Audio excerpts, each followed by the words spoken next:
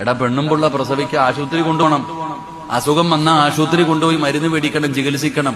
അല്ലാതെ നീ മന്ത്രവാദവും ചെയ്തുകൊണ്ട് വീട്ടിൽ ഇരുന്നിട്ട് കാര്യമൊന്നുമില്ല. അതെങ്ങനാ? മൊത്തം ഓൺലൈനിലല്ലേ? ഓൺലൈന് പൂജ നടത്തുന്ന കാലമല്ലേ? അള്ളാഹു കാത്തിരക്ഷിക്കുമാറാകട്ടെ. എല്ലാ പെണ്ണുങ്ങളും ഇപ്പൊ അങ്ങനെ തന്നെ, എല്ലാം ഓൺലൈനിൽ ഇരിക്കുക. പണ്ട് ഒരു വെള്ളം ഓതണമെങ്കിൽ ഉസ്താദിന്റെ അടുത്ത് വന്നിട്ട് പറയും, ഉസ്താദെ ഒരു ഗ്ലാസ് വെള്ളം ഓതിത്താ ഉസ്താദെ, പനിയാ ഉസ്താദെ, ഇല്ലേ? ഉസ്താദെ ഒരു ചരട് ഓതിത്താ ഉസ്താദെ, പേടിച്ചിരിക്കുക, പനിയാ ഒന്ന് ഓടിത്ത. അതങ്ങനെ പണ്ട് ഉസ്താദിന്റെ അടുക്ക പോകും. ഇപ്പൊ താത്ത തന്നെ ഓതി കിട്ടുന്ന കാലമാണ്. ഉസ്താദിന്റെ ആവശ്യമൊന്നുമില്ല. ഒരാളെ കാണാൻ വേണ്ടി വീട്ടിൽ പോയപ്പോ അയൽവാസി ഓടി വന്നിട്ട് പറയുന്നു, എന്റെ ആട് ഇന്നലെ മുതൽ ഒന്നും കഴിക്കുന്നില്ല, ആ വെള്ളം ഇങ്ങി തരാൻ.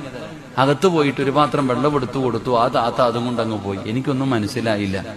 ഞാൻ പതുക്കെ അടുത്ത് നിന്ന് ആളോട് ചോദിച്ചു, എന്താ സംഭവം എന്ന്. അത് ഉമ്മ രാവിലെ ഓൺലൈനിൽ ദിക്ർ പറഞ്ഞിട്ട് ഓതി വെച്ച വെള്ളവാ. അള്ളാഹു കാത്തിരക്ഷിക്കുമാറാകട്ടെ. ആ ഉമ്മ രാവിലെ ഓൺലൈനിൽ ഏതോ ഉസ്താദും തങ്ങളും ആരോ വന്ന് തുടങ്ങി ഇരുന്നിട്ട് ഊതിയ വെള്ളവാ. അള്ളാഹു കാത്തിരക്ഷിക്കുമാറാകട്ടെ. എവിടെ എത്തി സമുദായം? അള്ളാഹു ഉമ്മത്തിനെ കാത്തിരക്ഷിക്കുമാറാകട്ടെ. ഇവിടെ ബുദ്ധി വേണം സഹോദരിമാരെ. ഏതെങ്കിലും ഒരു ഉസ്താദ് ഓൺലൈനിൽ മൊബൈൽ എടുത്തു വെച്ചിട്ട് അക്കൗണ്ട് നമ്പരും കൊടുത്തിട്ട് ഇട്ടോ എന്ന് പറയുമ്പോ നിനക്ക് ബുദ്ധിയില്ലേതാത്ത?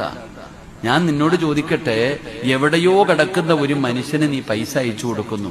നിന്റെ കുടുംബത്തിൽ എത്ര പാവങ്ങളുണ്ട്? നിന്റെ നാട്ടിൽ എത്ര സ്ഥാപനങ്ങളുണ്ട്? നിന്റെ മഹലിൽ എന്തെല്ലാം ആവശ്യമുണ്ട്? നീ ഇവിടെ കൊടുക്കാതെ എവിടെയോ കിടക്കുന്നവൻ ചുമ്മാ അയക്കുക.